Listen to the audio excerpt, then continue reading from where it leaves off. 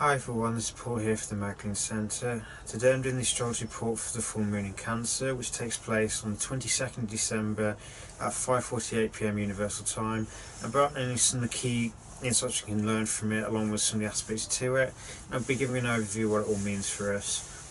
Before I do that though, I just want to clarify, as I always do, that the astrology doesn't control our lives, but it does have an influence as such. So it's about understanding what is unfolding collectively, what kind of themes are happening within the collective unconscious that we're connected to, and if we understand what kind of energies are present, what kind of lessons we can learn, we can then respond to the energies around us rather than react to them subconsciously.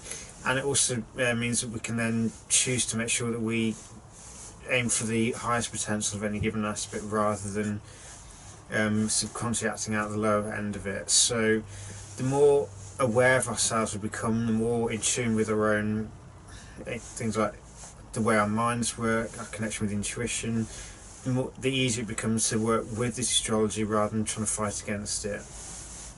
But at the end of the day, for anything to actually change, we have to take action. Now, with the full moon in Cancer, just a brief side note, because of the way the full moons land in 2019, the next full moon in Cancer isn't actually going to take place until January 2020. So the next full moon in Cancer is over a year away.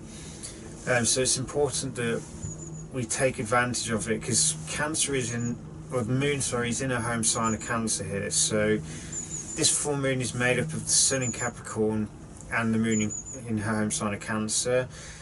And with the Sun in Capricorn, we're looking at things like cultivating objectivity, cultivating patience, cultivating self-discipline, and cultivating that hard-working work ethic necessary in order for anything to manifest in the long run. If we want a goal that's worthwhile to achieve, we have to take action, and we have to do it in a controlled, patient and cautious way, so that we don't do something impulsive that undermines it. And it's also about learning to delay gratification in order to allow a more worthwhile or more greater sense of fulfillment to come out at the end of a project. However, one of the downsides that we need to be mindful of is where the controlling mechanism of Capricorn gets applied to our emotions instead of our actions, because Capricorn's slow, steady, objective nature is designed to be applied to our actions, so that we make sure that whatever we're doing isn't going to generate karma.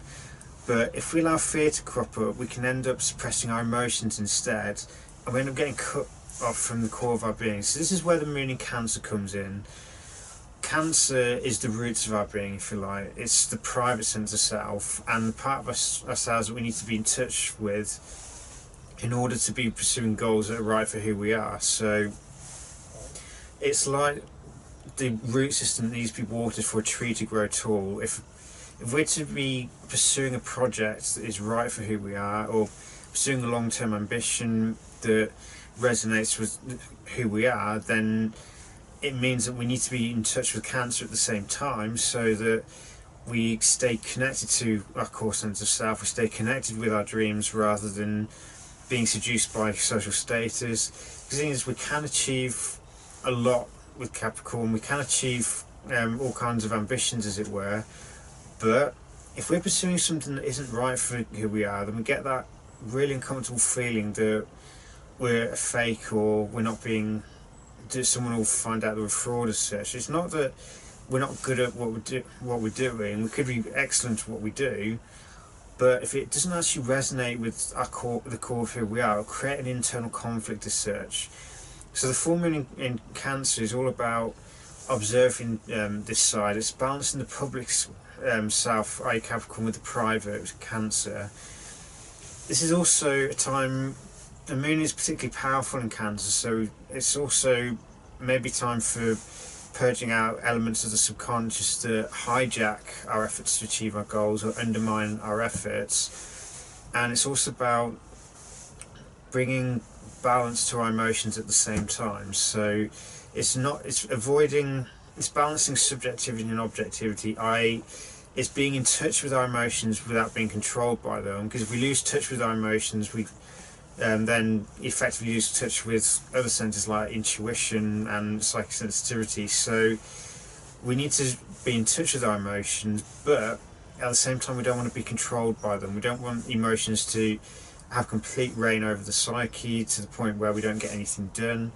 Just finding this balance between the two. But for us to achieve this balance, we need to know who we are. So part of it is, the full moon is basically asking us to, where possible, spend a bit of time in quiet, spending a bit of time in sanctuary or somewhere that feels comfortable and that we can just be ourselves. And it's getting in touch with our emotions, allowing them to flow, and purging any old emotional patterns that could undermine our efforts or undermine our fears, about a shedding of attachments to the old ways of doing things. And by getting in touch with our emotions, we then effectively water the roots of our being, and this then allows us to make the more upward, have the upward focus of growth in terms of what we're developing externally. But if we don't have a clear idea on the inside first, then we'll end up falling for anything, and no matter how successful we are at it, we'll always have that nagging doubt or nagging insecurity that what we're doing isn't quite right for us. We may not know why. Well, Cancer is the part of us that allows us to connect with our dreams, as it were, connect with what we really want to be creating in life. But it requires that we spend some time in solitude, just to connect with us core again, connect with our centre, become centred in ourselves, so that we don't get drawn out of the self through public duty, if you like, or sense of having to do things in order for it to be socially acceptable. It's knowing ourselves well enough that we're not seduced by the allure of fame, we're not seduced by social status, we're not obsessed with reputation, as it were, because at the end of the day, how people perceive us will be based on their level of perception anyway. So part of it is about knowing ourselves well enough to not be seduced by the allure of fame, the allure of social status, and instead stay true to ourselves. So sometimes it means doing something that other people may not understand it, they may question why we're doing it, but if the goal is right for who we are, we know it deep down. And this full moon in Cancer is effectively, in some respects, it's identifying the seeds for next year's growth. So it's a time to go within. The fact that's happening around the winter solstice as well also reinforces this kind of theme of taking time to be still, to go within, and to get in touch with our private dreams, if you like, what the kind of goals that our intuition is telling us we should be doing, rather than just what we think will bring respect and motivation. This is also, in some respect, this pattern is linked to the nodal axis that we're going through at the moment, i.e. the North Node is in Cancer, South Node in Capricorn. So in some respects, this full moon gives us a taste of what we need to be focusing on during the current nodal transit. So it's about reconnecting with the core of who we are, re-establishing that sense of empathy and humility with one another, rather than that sense of judgment and using guilt to pressure ourselves or others. Because if we do something, guilt is often used as a rather powerful weapon as a means to control people. It's also something that we try to control ourselves with, but guilt at the end of the day is only valid when we've been engaging in some kind of behaviour that violates our own core principles, but holding on to it is of no use here. So if we are someone who holds on to a phony sense of guilt, then this is also the full moon is an opportunity for us to shed that and to make sure we're more loving and kind with ourselves. And it's about reconnecting with our roots, if you like. It's connecting with the core of who we are, so we can be humble and open with one another. We can create nurturing environments, not in the sense of mollycoddling people, but just creating an environment that encourages each person to grow, that encourages people to be themselves rather than pressure them to meet a certain externally defined standard. So in essence, this full moon is all about knowing ourselves, is being in touch with the roots of who we are and knowing ourselves at the core level, to exploring the subconscious mind, exploring or seeing what is being illuminated this time that needs our attention, and from there work out what needs to be done to release the issue at hand. We have a couple of aspects to the full moon, and one of them is Chiron in Pisces is in a very weak T-square, so squaring the moon, squaring the sun. And Chiron in Pisces is all about that wounded disconnection, and when we feel that sense of disconnection, we're more likely to act out or do things which go against our core nature, or are done to try and re-establish a connection at all cost, even if this is something that's actually destructive of our well-being. So Chiron, and it's also Chiron in Pisces is looking at where do we have a hidden love of power, which can also be linked to Capricorn in that respect, that we need to actually move on from or let go of. Where do we need to surrender the tendency to try and exert control over situations, and instead go within ourselves and convert the love of power into the power of love.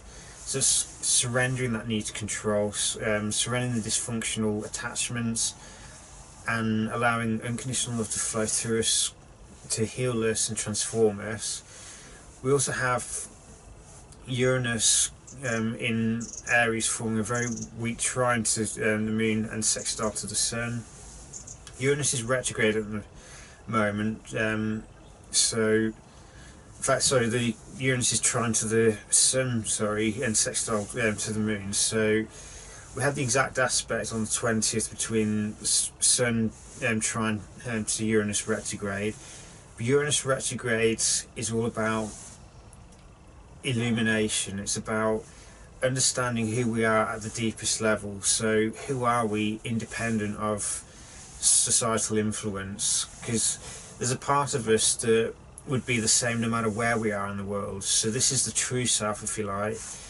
The other facets of our personality are usually a product of our upbringing and are heavily influenced by the culture that we're raised in. But Uranus is all about tapping into that level of consciousness that transcends cultural conditioning. So it's a part of us that would be the same no matter which culture we're in, which culture we're from. And this is the higher self, if you like. So Uranus trine to the sun here and sextile to the moon brings with it certain opportunities for illumination, to understand ourselves at a deeper level, of transforming our sense of self-identity.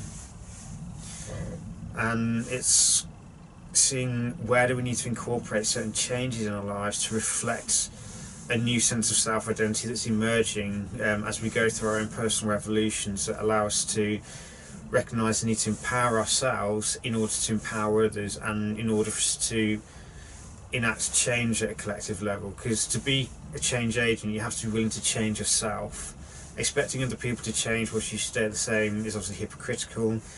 Uranus doing its final stretch in Aries before moving out altogether next year is reminding us that if we want things to be, if we want some kind of humanitarian ideal to manifest, and if we want things to change, we have to be willing to change, and we have to be willing to explore elements of our sense of identity that have gone unexplored or untapped, and to achieve a deeper level of understanding of ourselves, so that we have that resilience to avoid or prevent ourselves from being controlled, or getting a clearer idea of who we are, so that we're less influenced by societal conditioning.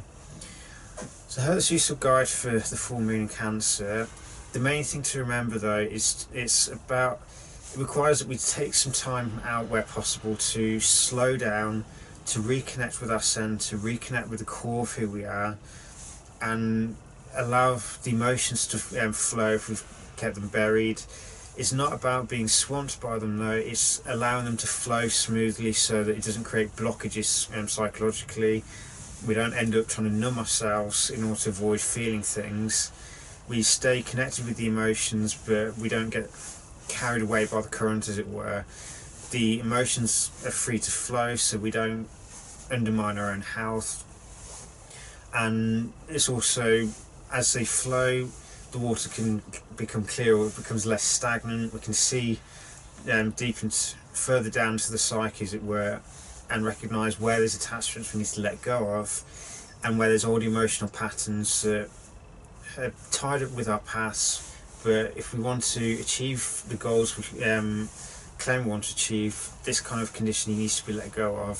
So the moon in Cancer is a very powerful opportunity to illuminate the subconscious and to move on, to let go of old ways of doing things, and to embrace a new self, freed from conditioning, and open, nurturing, receptive to other people, and based on empathy and compassion for self and others.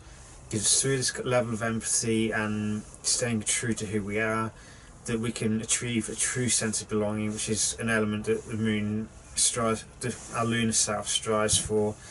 But for true belonging to occur, we have to be true to ourselves, and this then allows people to see who we really are, and the people who are right for us will embrace us for who we are. And obviously it's important we're able to aim to do that with other people as well. It's not just about what we can get out of it, it's about what we can offer to other people, which is a loving, nurturing presence that encourages people to be true to who they are and motivates them to pursue goals that are relevant to them or appropriate for who they are. It's not trying to control or mould someone in a certain way. It's about encouraging them to be the best versions of themselves by creating that environment that nurtures confidence, nurtures their abilities, and makes them feel valued, as it were. So may the full moon in Cancer bring you many insights and much transformation, and may it's also be an opportunity to break free of the past, to carve a new life where necessary, where applicable. So take care, and may you have many blessings from the full moon.